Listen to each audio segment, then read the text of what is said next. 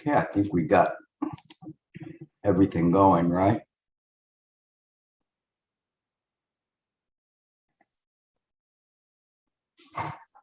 All right. We ready to go, Santa? Yes. Okay. Join palms and bow. 4 great vows. I vow to deliver innumerable sentient beings. I vow to cut off endless vexations. I vow to master limitless approaches to Dharma. I vow to attain supreme Buddhahood. Okay, we're back on the topic of the heart of the Chan Sutras, those sutras that are most often cited, most often studied in the practice of Chan. We start tonight with the Lanka Vatara, which is pretty much ground zero, the one that Bodhidharma brought with him for people to study. And it is a Vayapula Sutra, meaning that it contains everything that is necessary in terms of the understanding of the practice. So it is something that is used not only by Chan, but those who studied the Yogacara or Madhyamika schools. And it gives us this flavor of Chan, which incorporates these 2 other schools or doctrines, just kind of like a different way. If somebody was going to paint a portrait of someone, maybe somebody would paint it in this stroke and others would paint it with this stroke. Some would be detailed, some would be more of an expression in terms of the painting. And Chan is kind of a minimalist in terms of the manner in which it paints in terms of the practice. But don't think that Chan is devoid of doctrine, because it borrows from all these schools the doctrine and takes the best of them and lays them out really, really clearly and says, this is how what we use to practice our foundation. And I've been using the terms quite regularly now, our platform. And the platform is what we understand in right view, or the right understanding, in order for us to progress and start from there. And when we use it, then we find that we move away from some kind of a conceptualization of mind, or some kind of an idea of enlightenment, and just simply rely on mind itself with no expectation of getting somewhere or putting something down. We just simply are using the doctrines to give us that start. And then now when we go to meditate, we know what we're doing on the cushion. When we don't have that kind of a background, we can waste literally years of practice. It isn't necessarily that it's wasted, it's just that it's not moving forward anywhere. You're just kind of in a circular type of a holding pattern. There, a lot of people that I've seen come through get to the point of a unified mind, and then they just get locked in there and they can't get off of it, but it feels so darn good that they have no incentive to go forward with it. But Chan is always expressing this idea of practice and getting it right in terms of the doctrine, and getting it right in terms of when we're sitting on the cushion. The idea of when we meditate, it's one that we start immediately with mind looking at mind. We're not too familiar with that, so it's easy to get off and have this discriminating mind come in. And when the discriminating mind comes in, then it creates problems in terms of our practice, and we become very unsteady with our method and our meditation. we have to use the right concentration, the right patience in terms of when we're sitting in the practice. The concentration has to be there, but it's not like you're trying to squeeze something out. And it's not like you're trying to hold things too loosely either. It is this right concentration directed in the right way as mind looking at mind. So let's go to the Lanka Vatara Sutra. And again, this is just a flavor for it. I'm not giving you any kind of historical background or deep doctrinal. I just want to give you a flavor of it and how it laces in with the other sutras. And it says, because the world is seen as being mind only or consciousness only, all phenomena are void, empty of self, and illusory. This is kind of a basic tenet that we have, but it's so misunderstood. When we see this, we say, "Oh, it's just mind or consciousness only," and we can't see the forest for the trees because we think that mind is something other than thought. And the idea of no thought is the idea of not having anything coming through the consciousness. But that is not the case. It is that when we have right view or the proper understanding, then all phenomena that comes through is immediately recognized by mind as void and empty of any kind of an individual existence. And also that it is because of that impermanence, it is fundamentally empty and illusory. But it's difficult for us to say that. We recognize the words, but we in our practice have not been able to utilize self-absorption, which is kind of an interesting term of self-absorption, because it's absorbing the self into mind, which is the self nature of mind. And we go, wait a second, what are we talking about? Self nature of mind? Isn't that another self or another ego or some aspiration to become a deity or a god? No, we misunderstand that when we talk about the self nature. When you use the four great vows, I vow to deliver innumerable sentient beings of self nature,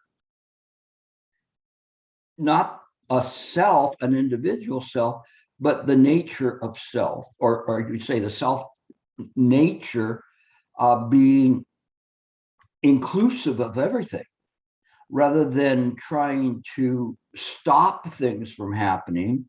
It just simply has to be aware of what is happening moment to moment. This is wisdom. This is discernment, the discerning of what is appearing, and that we understand that this appearing, by virtue of pratika samapada, cause and condition never fail, is precisely appearing, yet at the same time, not really appearing. We know that it is illusory by nature. When we practice in this way, with this orientation, you're halfway there. You just have to just moment to moment to moment, keep reminding yourself of this, the illusory nature of what is appearing. The other aspect of this, of what is important, is the self-nature aspect of it.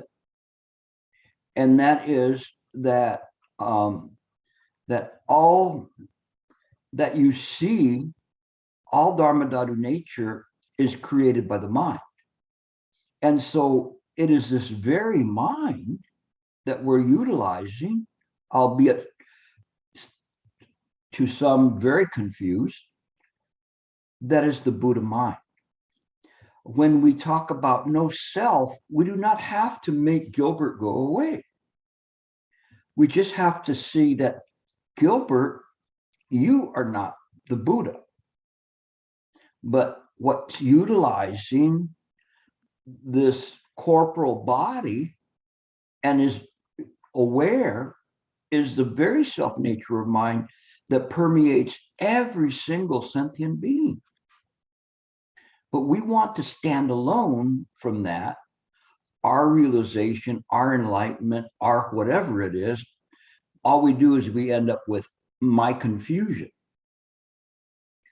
But when we look at things in the proper way, then there is not that confusion. And that's what this Lanka Vatara is starting to lay out for us, to give us this kind of an opportunity to see things in the right way. We continue. So important things to realize in fulfilling, of which an earnest disciple may gain self-realization of the noble wisdom and become a Bodhisattva Mahasattva. Bodhisattva is someone who aspires to become a Buddha. Mahasattva means the highest level of those who aspire to become a Buddha.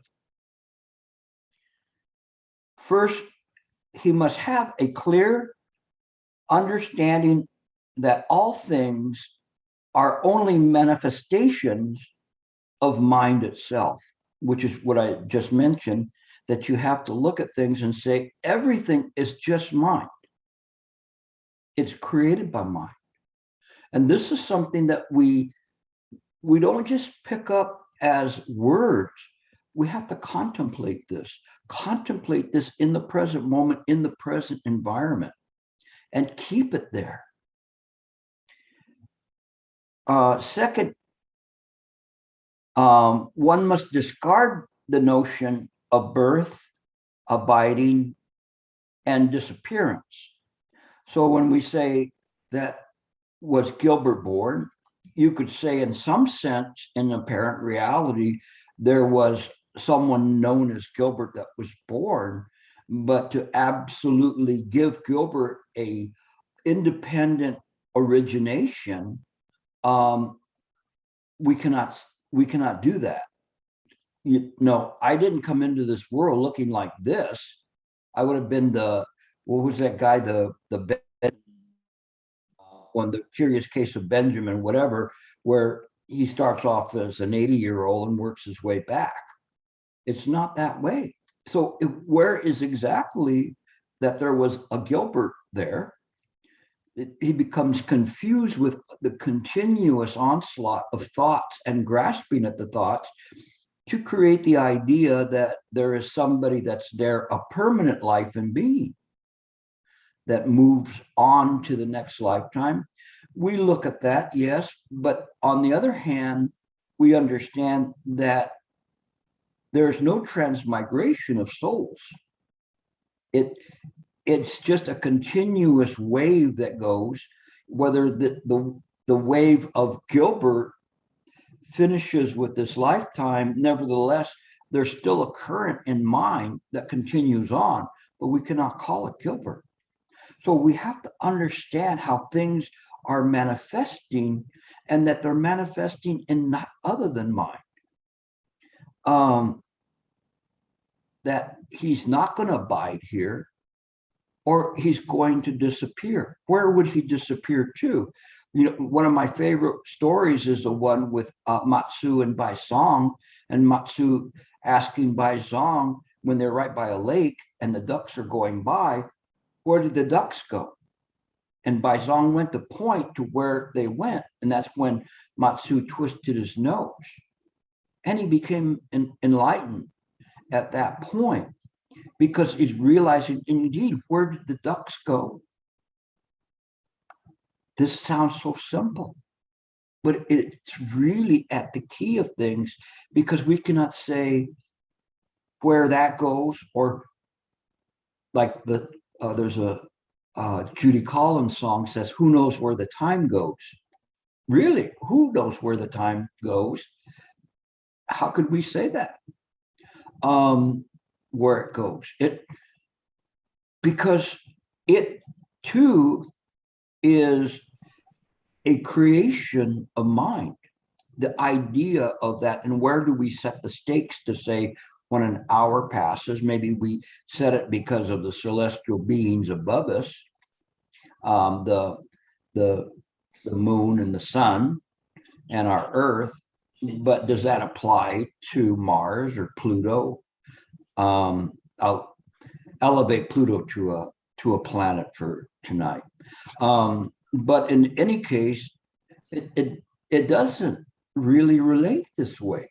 And as you begin to look at things, contemplate time. We've been talking about Nagarjuna and the idea of refutation of time. And it's absolutely important for us to look into that. Contemplate form. Contemplate this world. And the more you contemplate it, the more you see it's an illusion and it's a dream. It's not made up. We cannot wrap our sentient mind and discriminations around that. One must let go of that, and letting go of that, something very interesting happens. It all comes into clear view, not for you, but for mine. And what's important about that coming into clear view that was different here in the Mahayana was that when Theravadins did it, then what came into clear view is nirvana.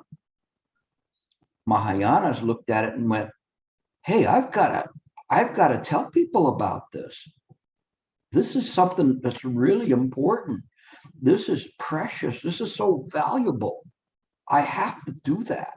And from that point on, as one develops this bodhicitta, it's not like you can just put your foot out and stop and say, I quit, or I've done enough. You work at it and work at it and work at it because you see it clearly. And even if we don't completely see it, we nevertheless accord our actions with this practice. We have faith to go further. It's something that you don't have to touch the nose of the Buddha to do. You just simply have to do it with your faith, and it will work. The third is one must clearly understand the egolessness of both things and persons. So again, this is the idea of subject and object, and that there's actually no difference there. We cannot say that a non-sentient being is a sentient being because of cause and conditions. Sentient being has certain abilities to perceive things, but an insentient being nevertheless is part of mind, created by mind. And we see that in this way, and they have their own ways of communicating that we cannot see because we live in a very narrow wave band of awareness as humans. But when we let go of that wave band, we discover that everything has, in accordance with nature, a certain existence and a certain way of moving in accordance with everything else around it. Very interesting. But to us, we just look at it and think that we're the superior ones, and therein lies our ignorance.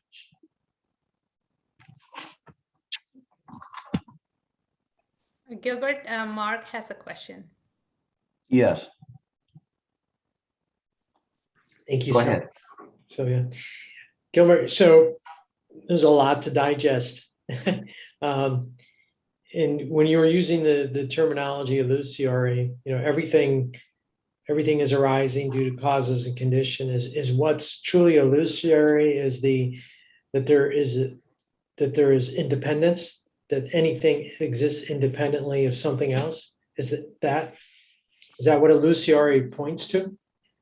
An independent existence? Illusory means that it does have no independent existence, Okay. that it is transitory. It comes and goes. Got it. And so there's nothing, whether it's a subject or the object that's there, that will transcend. Right. It's egoless in its way. And if I keep moving on, I'll get to that when we get to the Diamond Sutra. But just hang in there, and just, this is good because it's kind of like turning phrases to you, that when you are listening, all of a sudden the kind of the floor begins to weaken, and that's a good thing. There can be confusion there, and that confusion is important to break down the idea of this idea of an ego, personality, or a life and being, and everything else that's there. So just hang in there, and Thank you. we'll continue on.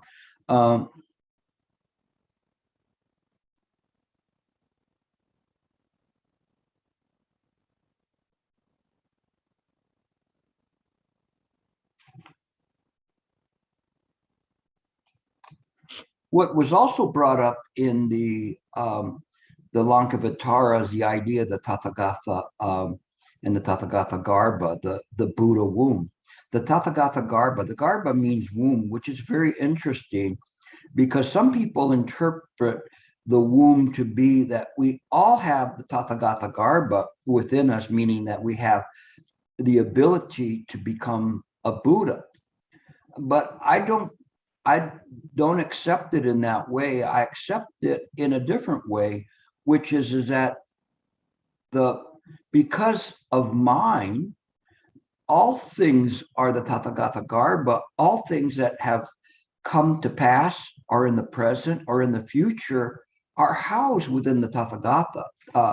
And it is the womb of everything that's created, that will be created, and that has been created. And so it's where the ducks go. They don't go anywhere. They're whether they went and they passed by 700 years ago, they never left the Buddha mind. They were just a transitory appearance within mind, but nevertheless, it transcends the idea of existence and non-existence. And that's the part that's difficult for us, because we want to think that we're going to get from point A to point B. And as human beings, we're always doing that, point A to point B, irregardless of what it is, whether we're going to school, we're going to work, and we're getting a better job, a better salary, to get connected with somebody else, whatever it is, we're always looking to try to do that, rather than say, just this right here. Doesn't mean that we stop at that point and we don't do anything for the rest of our life. It's just that we're well oriented as to what we're doing. Now, I mentioned this before. I do a lot of cases where the capacity of people are questioned, and if I applied that to all sentient beings, then I would get to the point where I'd say, are they well oriented as to time and space? No. But they say, of course I am. It's 9:30 or whatever time it is, and so then you go, but no, it's not that way.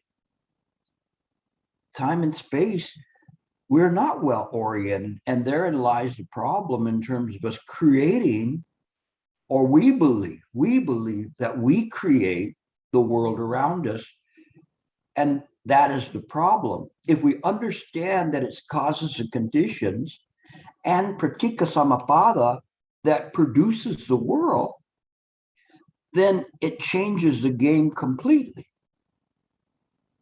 But we don't see it that way. But if we saw it, then we understand mind does this. It's difficult for us to do that because we go, well, I can't see mind. Yet, mine can see you. How is that? It's very interesting. I'm not here to lay out all the answers because these answers are what I cannot give you. You must contemplate and do your own realizations from it. But what I say appears to be contradictory, but it isn't. And that's something that as people get realizations, sometimes they will laugh out loud. Now, I don't want you to be doing that and laugh out loud, because I will slap you silly if you think that you're enlightened, if you just simply laugh out loud. But the thing is that because you look at it and you realize what a fool that you've been, that you think that you're the creator of anything, including Gilbert. No, including trying to get rid of something or trying to get something when it's right there. It's just like by song, after Matsu twisted his nose, and he later said or wrote, "It wasn't until today that I realized my nostrils pointed downward." What do you think that means? It wasn't until today that I realized my nostrils pointed downwards. It's very interesting statement that one sees, but it is seen directly into causing conditions in mind. If our nostrils pointed upwards, we would get all sorts of dirt and bugs and leaves in our nose. It wouldn't make sense, right? Right on the tip of our nose is the clarity of this world. Everything is connected. And in this progression of us leaving the primordial pond to this point, everything was clear. Don't make the nostrils point upwards. So from the very beginning, all of these things are there. We did not create our nose.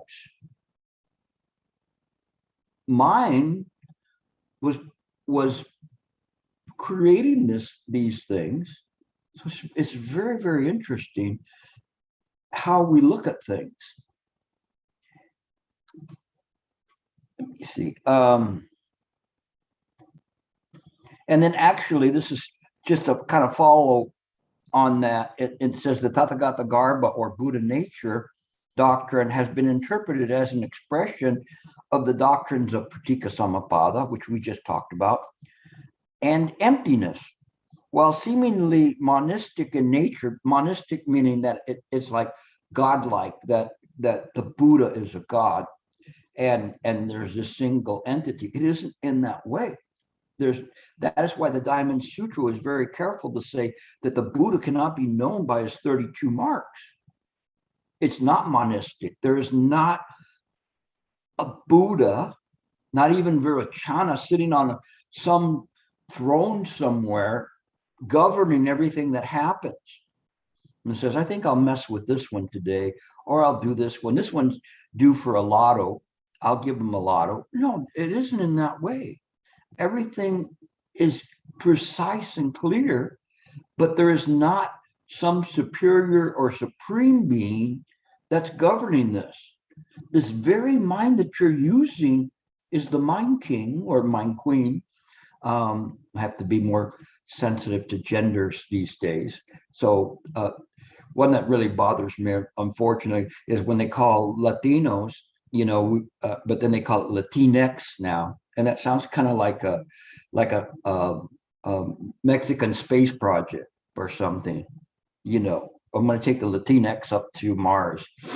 So anyway, but I am mindful of that. And one of the things that's very important, kind of getting ahead of myself, is just the very fact that the Mahayana Sutras were so careful about seeing that everyone had an ability to become a Buddha, and they went out of their way to to clearly show that. So if we get there today, we'll do it. If not, maybe next week. Again, this is kind of like a quick tour through some of this stuff, so I apologize. But I want to give you a flavor of Chan with these foundational sutras.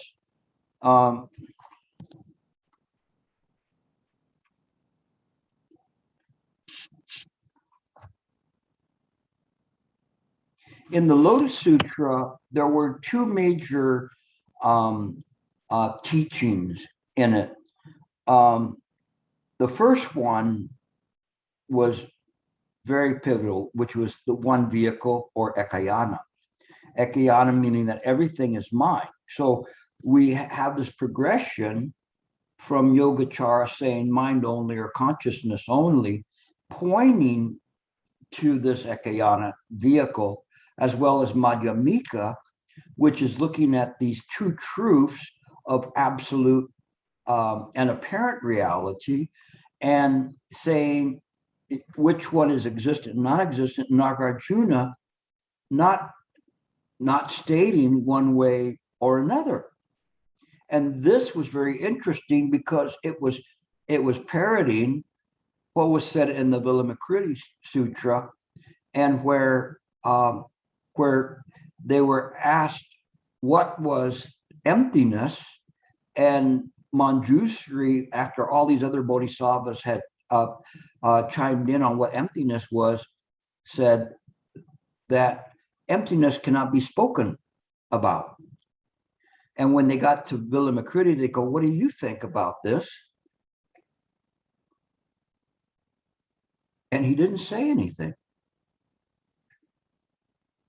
because it couldn't be spoken about. So it's very interesting in that Vilamakruti Sutra. That was one of two times when one of the major actors in the sutra didn't speak. The first time was poor old Sariputra, when he was asked by a goddess about something. He didn't speak, and the goddess goes, no, you're not speaking, not because you think it's profound and that you're demonstrating something, or otherwise. You're not speaking because you don't know. And poor Sariputra was once again kind of the whipping boy of the Mahayanas.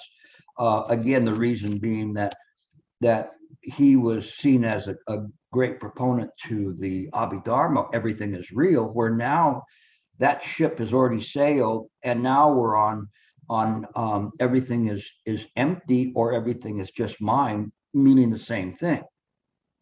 And so that's what's happening in these sutras as well. There's kind of a redesigning of things, and so unfortunately Sariputra takes this beating like that. He takes a beating of flowers being stuck on him, being turned into a woman so that they could challenge the idea that a woman could not be enlightened or achieve Buddhahood.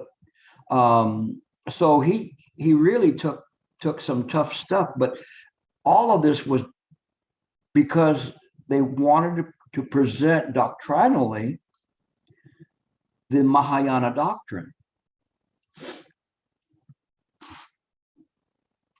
And kind of a curious one that is kind of repeated in the sutra is that the Buddha's lifetime is immeasurable. And so this comes up in a very curious way, because they're talking to Shakyamuni Buddha and going, wait a minute. You say your lifetime is immeasurable, but weren't you born, and then you're going to die, and what's up with all of that? And so that kind of flies against this kind of an idea that the Buddha's lifetime is immeasurable. The appearances of a Buddha as a sentient being is simply done for expeditious purposes. an appearance like a phantasm or a dream that's coming into a dream to awaken the Buddhas within the dream. But it is not based on the reality of the sentient being, or that Shakyamuni Buddha is a phantasm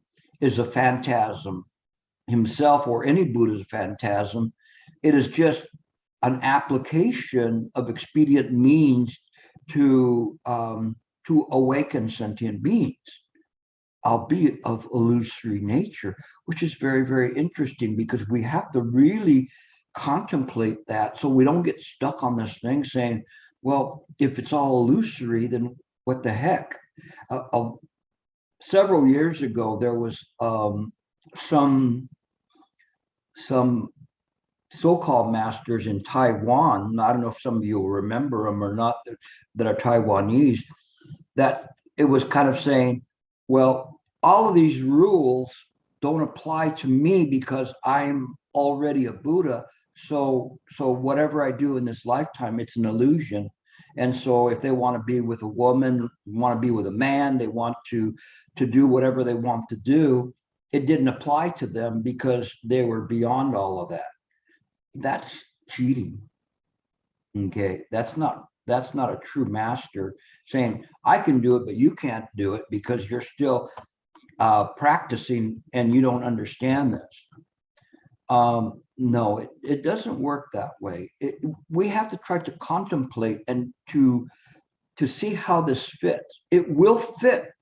Eventually it will fit, but you have to take the time, have patience to do that. Don't go, oh, I have an idea. And if you have an idea, then you're far from it. But the realization is in mind simply more or less enveloping you, this self-absorption, so that one is no longer seeing things from the viewpoint of a sentient being. That sentient being nevertheless still appears in mind. The only difference is that it's no longer blocking the wisdom. It appears as it should be, as a projection on the mind. That is where you belong, as a projection on the mind. Let mind be mind. And when we don't have to cast out that projection, we just have to see from where it comes from. This is essential in terms of our practice. But if we don't understand this, or we don't have not heard that, it is difficult for us to make progress. Then our only goal at that point would be to achieve some kind of nirvana, which would be equivalent to a Christian reaching heaven. There's actually still no escape there, no blowing out the light.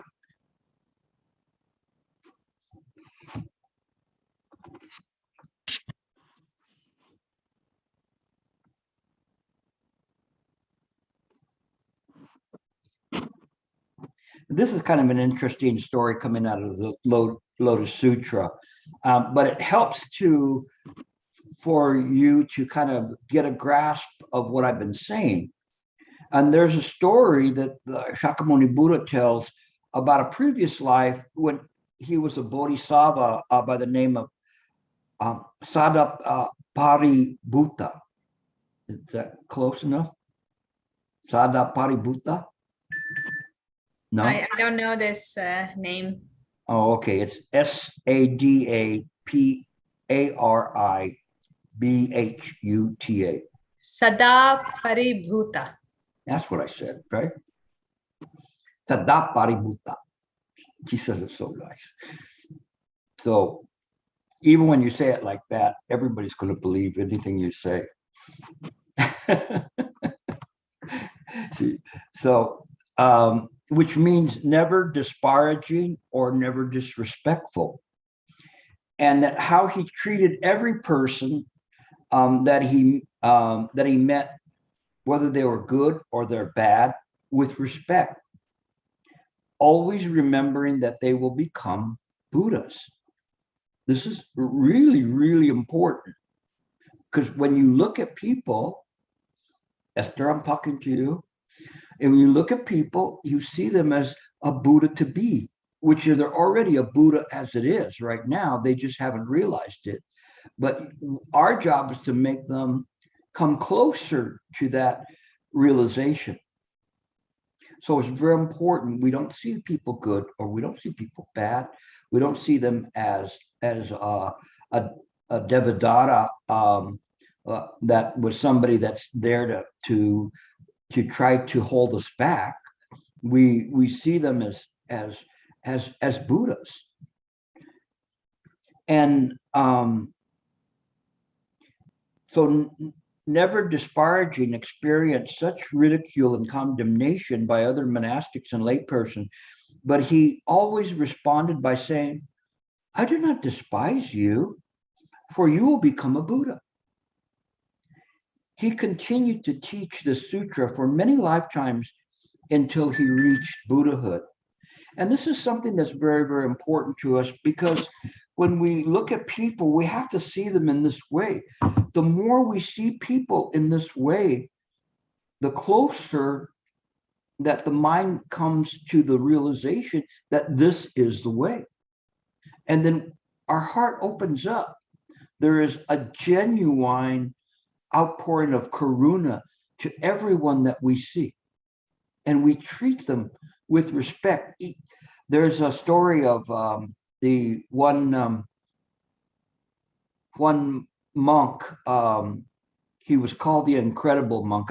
I brought him up before in retreats, but this incredible monk, he drove the people crazy because he would always go to them and bow, Amitofo, you're Buddha, Amitofo. And people go, get away from me, get away. Why are you saying that? And so they would chase him. Even they chasing him out of town and throwing rocks at him. He'd turn around and go, Amitofo, Amitofo. And they'd throw rocks and more. But he just, wherever he went, he would do that. And it was incredible because it is what he saw from his heart. It didn't matter that the people were ignorant and wanted to harm him for just to say Amitofo to them. But what was important, what was in his heart and how he saw the world. He did not see the world via discrimination, just like Shakyamuni Buddha was saying here that, I do not despise you, for you will become a Buddha. And when you see things in this way, it changes how you interact with people. You don't look at people as your nemesis or your enemy or somebody there if they have a big ego or whatever. Shifu had something very important about this. Okay, Esther, this is one you have to remember now. And he said, I'm small. You're large. You have everything. I have nothing. You're right. I am wrong. And in this way of looking at things, then who can take anything away from you? Who can take it? No. Even to them, you offer this moon to them. You offer it. Even if they throw rocks at you and chase you out, ridicule you, call you names, or to say that you're so small, it's okay. You can be big. That's fine with me. As long as we can continue to spread the Dharma, this is what's important.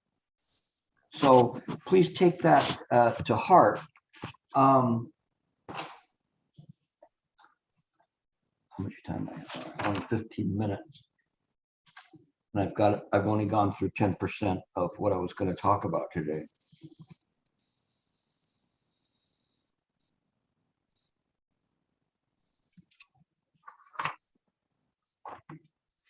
I'll mention a little bit about the Avattamsaka Sutra, the Huayan Jing. Let me see if I can do the Sanskrit name. Mahavayapula Buddha Vattamsaka Sutra. In English, it's a flower adornment sutra. Very thick. Incredible book,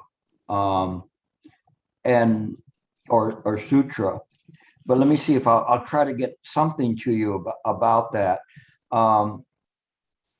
This says the East Asian view of the text is that expresses the universe as seen by the Buddha, the Dharma Dhatu, who sees all phenomena as empty and thus infinitely interpenetrating. Those are fancy words, interpenetrating. But he's talking about the 12 Nidana and how all of these things are connected. And it's all because it is from the Buddha mind. There's no separate entity that creates this interpenetration. There's no world, no universe, no galaxy, no cosmos, other than simply Buddha mind. When we see things from this viewpoint, then it gives us a better idea of this world and what is happening in the world.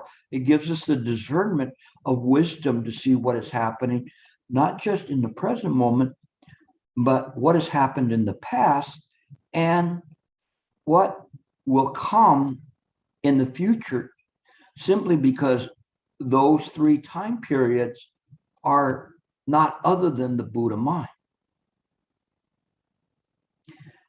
From the point of view of enlightenment, this interpenetration is described in the Vatamsaka as the perception that the fields full of assemblies and beings and eons, which are as many as all dust particles, are all present in every particle of dust.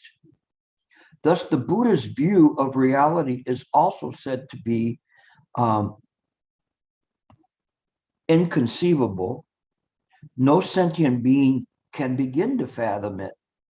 And Paul Williams notes that the sutra speaks of both Yogacara and Madhyamika doctrines, stating that all things are empty of inherent existence and also of a pure, untainted awareness or consciousness as the ground of all phenomena. The Vatamsaka Sutra also highlights the visionary and mystical power of attaining spiritual wisdom, which sees the nature of the world as this. Now, this is a quote from the Vatamsaka Sutra. Endless action arises from the mind. From action arises the multifarious world. We could say multifaceted world.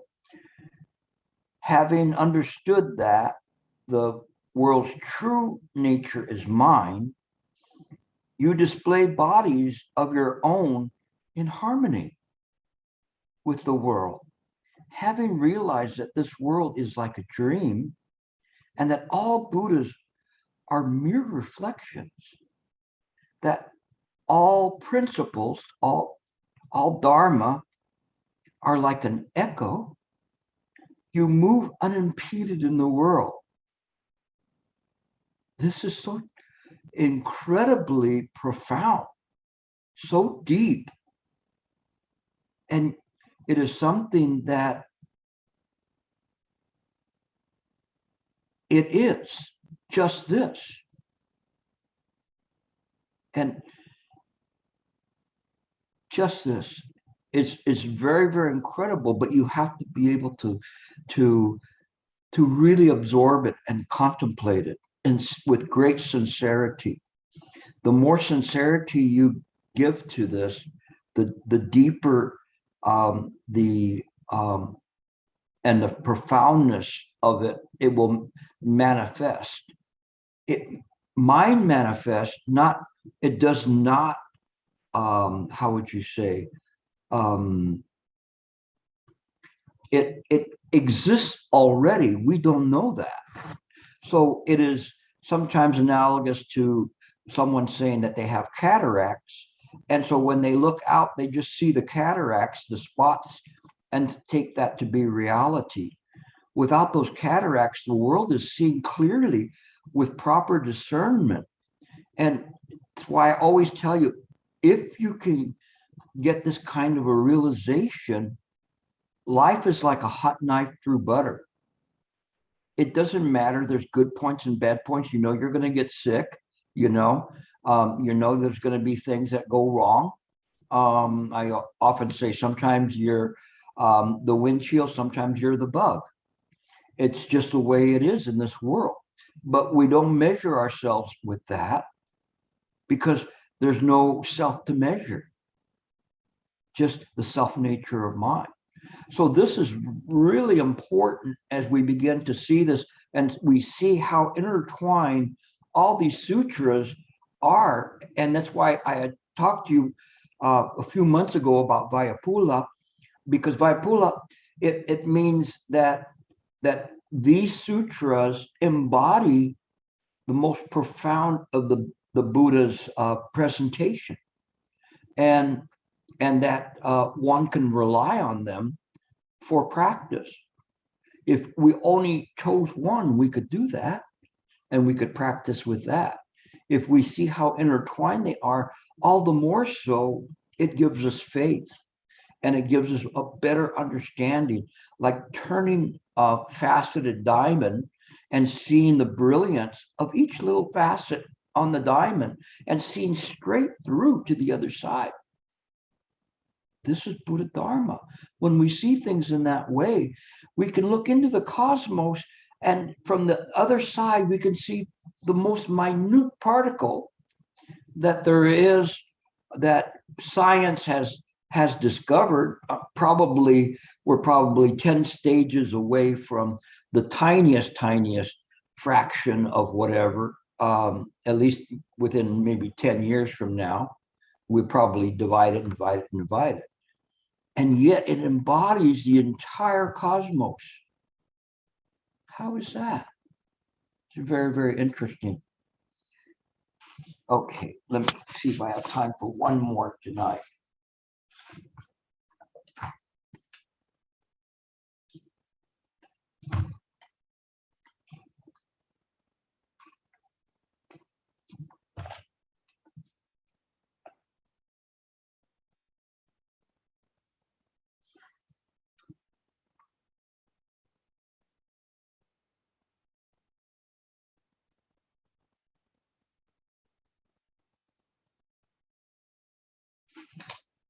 From the Diamond Sutra,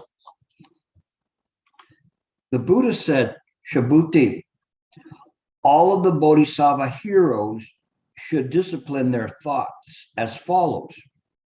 You're Bodhisattva heroes, so discipline your thoughts this way. All living creatures of whatever class, born from eggs, from womb, from moisture, or by transformation, whether with form or without form, whether in a state of thinking or exempt from thought necessity, or wholly beyond all thought realms. All these are caused by me to attain unbounded liberation, nirvana. Yet when the vast, uncountable, immeasurable numbers of beings have thus been liberated, verily, no being has been liberated. Why is this, Subhuti? It is because no bodhisattva, who is a real bodhisattva, cherishes the idea of an ego entity, a personality, or a being, or a separate individuality. So no bodhisattva wants to hang on to their ego and say that they're separate from everybody else. I'm better than you. I'm no good, whatever it is. All of that is still ego, whether one says that they're on the top or the one that says I'm on the bottom, I'm really dumb. That's all ego. If we let go of that, then we do not have that kind of a clinging. Mind will manifest naturally. It will come in this way. We do not have to be the smartest one to attain enlightenment. If that was the case, then all of the smart people would have been enlightened a long time ago. It is a sincerity of how we look at it. And the story that I use all the time of sweep, sweep, sweep. We just simply sweep in the present moment. We're just carry on the function. Sweeping does not mean that we're sweeping away illusion or sweeping away the dust. It just means that we carry out the function, what needs to be there in that moment, in a harmonious way, in what Han Shan said, to accord with whatever mental states appear at that time, so as to eradicate our discriminating mind. So when we practice in this way, it's simply sweep, sweep, sweep. There's no ego, I am sweeping, or I'm sweeping and cleaning something out. It is just in that moment, letting everything manifest naturally in accordance with Pratika Samappada, completely in accordance with it. And you practice in the present moment with body, speech, and mind. You're thinking of what has happened, what you're going to say, and how that will impact what is going to come in the next moment. You are careful of what you say, so that whatever comes out, it's beneficial to the audience that's there, even if it's an audience of one.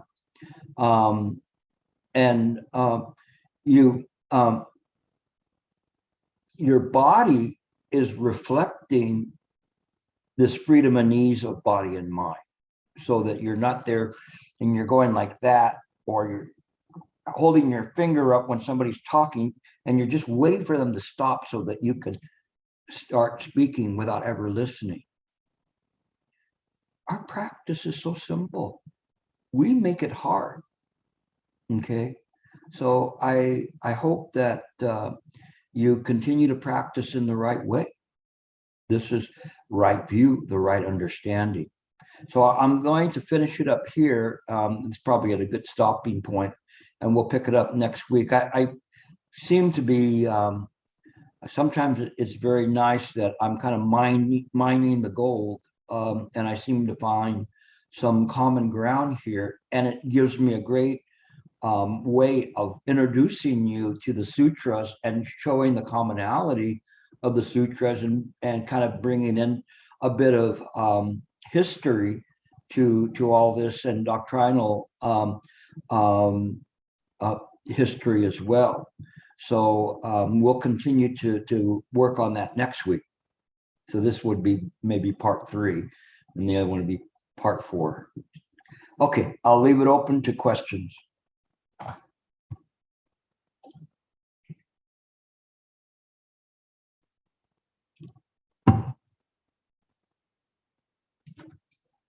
It's like the first dance of, I remember when I was in elementary school, and they'd play the music and nobody would want to dance. They would get out there. No one would be the first one. Oh, here's a dancing partner. Yes, go ahead. Hi, Gilbert. Hello. Thanks for all you've done for me. So I know I have been contacting you through the mind work personally. So I told you that if I were ever to see you, I was going to thank you. So thank you so much. I do hope to see you in person one of these days. So my question is less about the Chan and a little bit more about the Pure Land question. I know that you mentioned, I read your talk that you gave 1 or 2 years ago regarding your Nianfo practice. And I wasn't there for that lecture, but you mentioned that you keep the Nianfo very, very lightly. And I was wondering if you can actually elaborate a little bit about that. What did I say? Something about lightly? Reciting the Amitabha's name, I guess. The Nianfo practice, and actually that's come up a couple of times this past week, of people talking about that, and people, that are interested in saying, well, they're Nianfo practitioners. And I would say, well, my master, Sheng, he utilized Nianfo too. How often do I use Nianfo? Every day. I mean, all the time. It spontaneously comes up in mind. I don't have to encourage it. It just comes up naturally, and it is a very wonderful practice that keeps you in the present moment, and you generate a karuna from it, this interest in helping others. So it's not just simply reciting the Buddha's name, but one has to make a connection with the bodhicitta. And the more bodhicitta one generates, the more the Nianfo will naturally appear. We don't have to bring it up. Sometimes you can, if there's something that's there and somebody is saying something and you just bring it up to calm the mind, because you know that you don't want to lose your control. It's a wonderful way of keeping the mind in check from emotions. But the key to it is in the dispersal of karuna, kind of a dispersal of this loving light that one gives of this attention to sentient beings and to their plight in this world, their suffering, and that you want to send that out. So you're generating it with the recitation. We don't recite the Buddha's name for ourselves. Once we've developed bodhicitta, everything at this recitation, we transfer the merit to all those who need it. And we keep our mind in this way, very, very much interlocked with karuna, this interest in the suffering of other people. And so it is something that is very, very beneficial. I've mentioned before, I sleep on the second floor, and then I come down the stairs, and there's a Junti statue there, the many arms Bodhisattva, Kuan Yin. And that's my reminder right then to transfer merit and to pay attention to those who are suffering.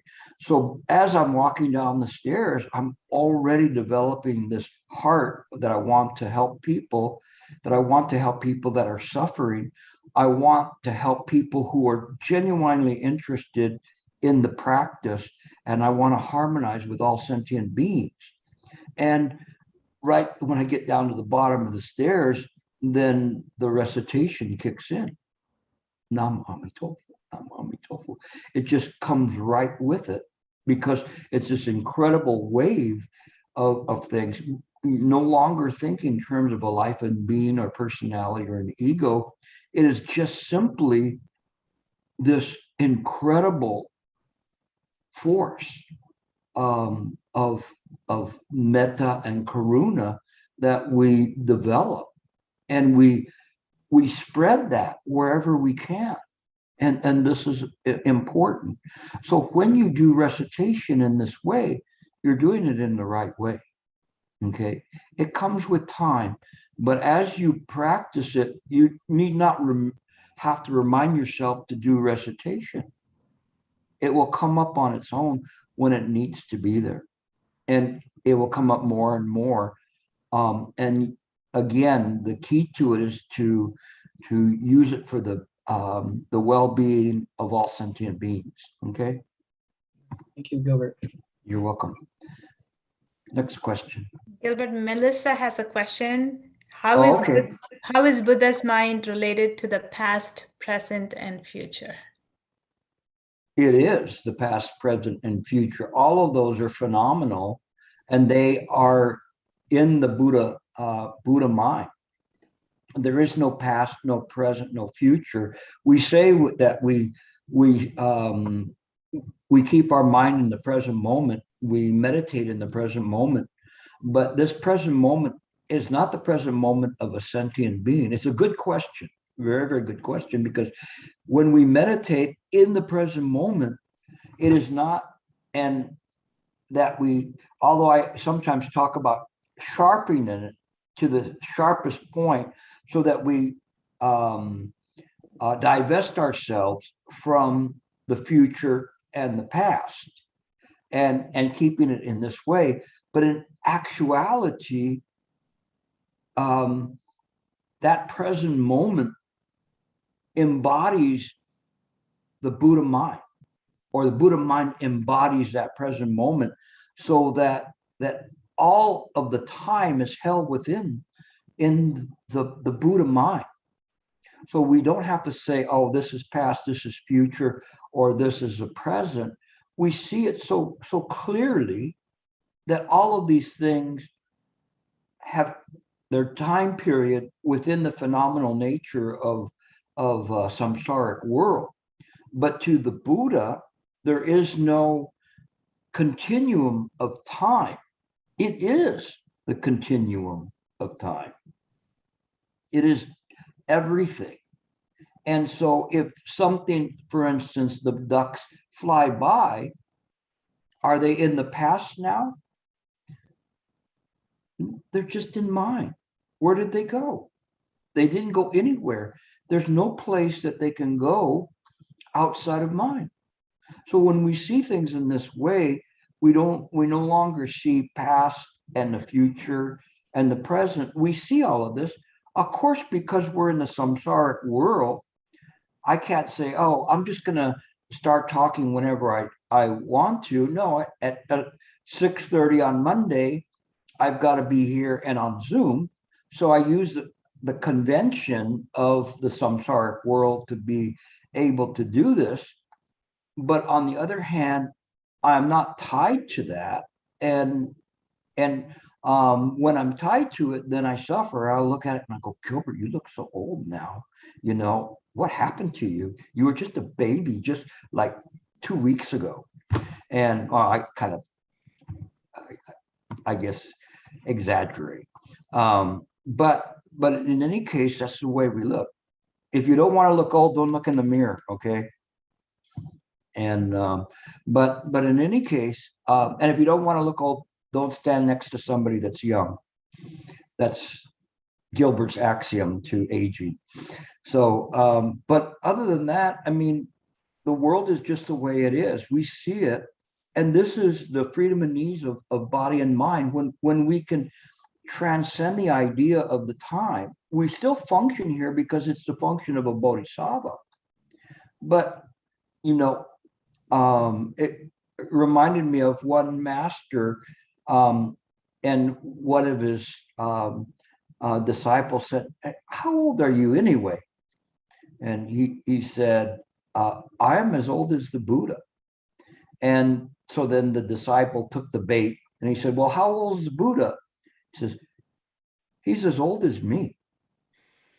And it is just in this way that we kind of make a joke out of it, but we see this is the true reality of things, that this is just mind. And we don't see it as an opposite of something that's false.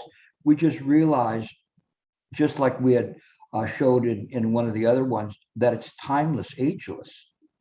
Okay, so it's a good question. Next. Another question from Nick: how to let go of anger?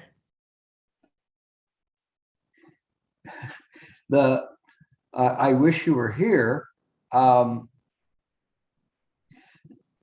you unmute yourself, Nick? Yes. Hi, Gilbert. This is Nick. Hi. Yeah. Well, you don't sound angry to me. Okay. Yeah, that's not.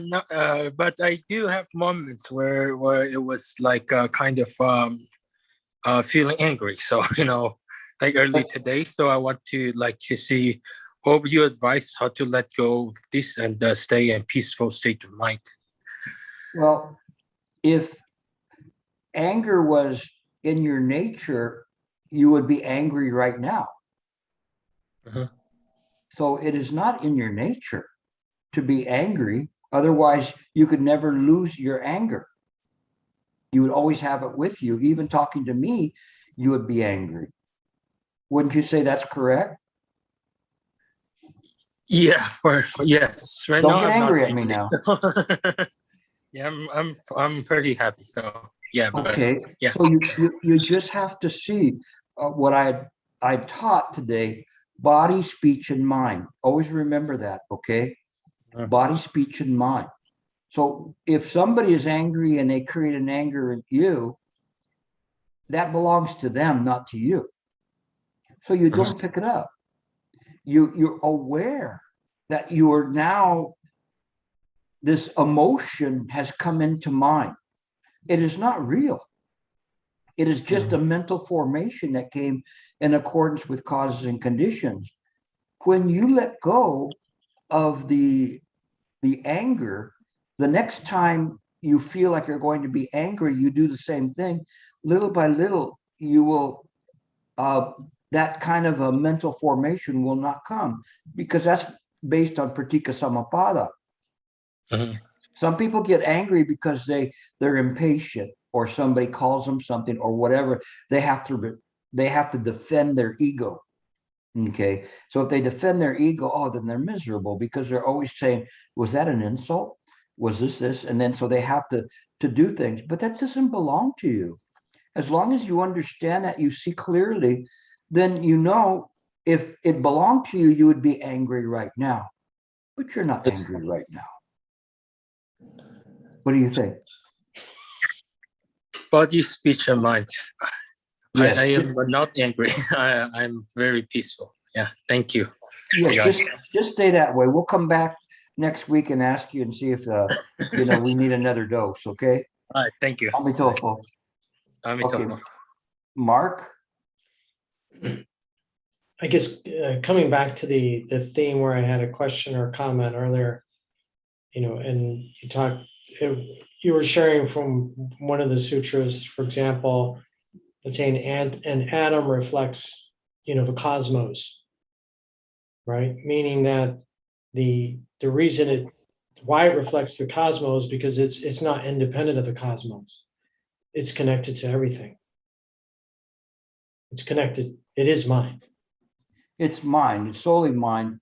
We see that as a fleeting appearance, a bubble in a stream, a morning star. All those things, we see it, and we give it its proper value, its proper attention, in accordance with cause and conditions, in terms of cause and conditions of a bodhisattva, that we are interested in harmonizing with the world, even though these appearances, and just like it was said in the Diamond Sutra, these are illusory sentient beings we're saving. Nevertheless, it does matter. And that's the real key here, in terms of looking at this and say, how in the heck does that matter? If everything is a fleeting moment, then why should we be bothered with this? And that's where we really have to dig in deep to find the genuine karuna. The genuine, rather than a concept of it, the genuine karuna from the heart. Well, how we harmonize is how we treat ourselves. Well, we can start with that. Shifu used to say that to know the self is the beginning of removing the self. Okay, so to know yourself and say when your self is arising, when your ego is arising, we understand that that's a projection, where before it was like there's a cameraman and then there's somebody there standing next to him that really doesn't have a function on that part. No. And because he's standing next to him, you can't see him in the camera lens, but he nevertheless is influencing what is appearing. When we move that to its proper place, which is just a projection, then we understand ego. When we understand ego, ego goes away, because we see it as something fleeting. Just with Nick, with the idea that he says he gets angry, we just say, okay, well, it doesn't belong to him in the self nature of mind. So when we use discernment and wisdom, then it goes away. The same thing with the ego. And then what we're left with cannot be talked about. It's inconceivable. It is something that definitely is there, but we cannot know it. The only way that can happen is the realization that everything is mine. It's something that's very, very important to understand. We don't quite get that completely, but it is this karuna that drives that aspect of a deeper understanding of the of mind. That's the part that we don't get. It's hard for us because we say, well, if everything is illusory, including sentient beings, why even bother? But only through realization can one develop this real, clear, sincere bodhicitta. It will come little by little. Some of you have it, you don't even know it, which is good. Because if you knew it, you might try to sell it to others, or charge $10,000 for a certificate saying that you're enlightened to the tune of $10,000. But in any case, well, if that's the case, then 20,000 should be better. So if anybody wants to send me $20,000, I'll enlighten them of $20,000. But when you see things in this way, you're right there. You're just dancing around the void. You're just going around and around and around. Why don't you just go like this and then jump in? I like to dance. Well, I would think your feet would be plenty tired after countless lifetimes. So, but this is the lifetime. This is the one. This is the one for you. Okay, you still have plenty of time. And on the cosmic watch, you have about 2 seconds, but here it's a little bit longer. So just be mindful of impermanence. Sounds like the evening service. Be careful of idleness. Shallow water. Okay. Any other questions?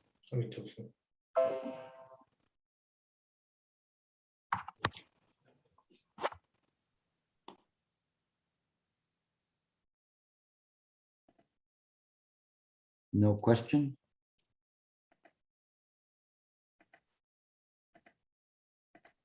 I don't see any questions. Okay, well, my computer's saying it's going into battery saving mode, so everything got darker. But okay, we'll pick it up next week. One question, Oh, go ahead. Luis. Yeah, go ahead. Lewis and then Letty next. Go ahead. Oh, I don't have a question. I was saying Luis has a question. Oh, okay. I saw Go that. ahead. I remember it was something that Mark said reminded me of what I think came from the Platform Sutra, and I'd like you to straighten me up on my understanding of it. But it's to study Chan is to study the self, and to study the self is to know the self. To know the self is to forget the self. To forget the self is to see enlightenment in all things. And was that from the Platform Sutra? And did I get it more or less right? More or less. There's a lot of self there. But the idea is you're moving towards something, and better to just stay still and just see things in the present moment without self. And it is the story of in the Platform Sutra where Hui Ming was chasing after Hui Neng after Hui Neng got the robe and bowl. And when he got the robe and bowl, and Hui Ming actually was, I think he was ex-military, So he's able to catch up with him where everybody else couldn't find them. You know, all the monastics had no idea what they were doing in the woods, but evidently this guy was, you know, special forces or something. He caught up with him, but then he went to grab the robe and bowl off of a rock, and as he went to grab it, he tried to lift it up and he couldn't. They wouldn't move. So then he realized there was even more powerful special forces at work there. And so then he had said to Hui Ning, who was still hiding in the forest, I don't come for the robe and bowl. I come for understanding. And so he clearly knew, hey, there's more to this. This is a pretty shocker, you know, when a, you know, fairly healthy person can't lift a wooden bowl off of a rock. But because of that, then he, Hui Ning said to him, sit down, calm your mind, be in the present moment, and then I will speak to you. So he gave him lesson 1. So it wasn't what he was going to say, but in that moment, he was showing him the way. Sit down, calm your mind. You're being in the present moment. Contemplate mind. And then the sutra says, after some time, so we don't know how long that time was. It could have been an hour, 2 hours, 5 hours. We don't know. But after some time, Hui Ning then asked him, with not thinking of what is sacred, not thinking of what is profane, what mind is that? And Hui Ning caused Hui Ming to become enlightened. And there is 2 parts to this: the preparation of sitting there and preparing for that, and the contemplation of what was said in this mind that's already the Bodhi mind. It's already been sitting there and very stabilized. So he had a good condition to practice. And in that moment, when he says this, then essentially he's saying, without thinking it's a good mind or a bad mind, what mind is that? So he understood that there's no discrimination in there at all. No thinking about whether it's a self or no self or whatever. In fact, if you remember, the Buddha said anatman, which means not self. He didn't say no self, but not self, meaning that we don't point to self there, or we cast it out. It just, mind is not self. It is its own self nature. And so when we see things in this way, that should help you try to frame what you were saying. And you'll be able to pick out, you know, what parts fit and what parts don't. But it's a good quote. Yeah, it's from Dogen. Harry pointed that out as well. Oh, okay. The quote is from Dogen. Yeah. Okay. All right. So not bad. My whole thing is, I think there's too much reliance on the idea of the self that could mislead someone, even a journeyman practitioner, into thinking there's more to self than that's there. So thank you, Harry. You earned your keep today. Okay. Anything else? Okay, then we'll see you next week, and we'll continue on with this. I think it's very, very helpful for people to get an introduction to the sutras. And some of you have studied sutras. I know Harry's the Lotus Sutra master, you know, and some of you studied others, but this gives you not kind of a feel of kind of lacing them all together and understanding our school a little better. So be safe this next week. Keep your mind clear in the present moment. Remember, the present moment is not the present moment of Gilbert. but it's a present moment of the Buddha, which embodies all times. Omitofo. Thank you, Gilbert. You're welcome. You're welcome. Thank you, Gilbert. Thank you. Thank you very much. Thank you, Gilbert. Thank you. Thank you, Gilbert. Thank you, Gilbert. Gilbert. Take care, everyone. Take care. Have a good evening.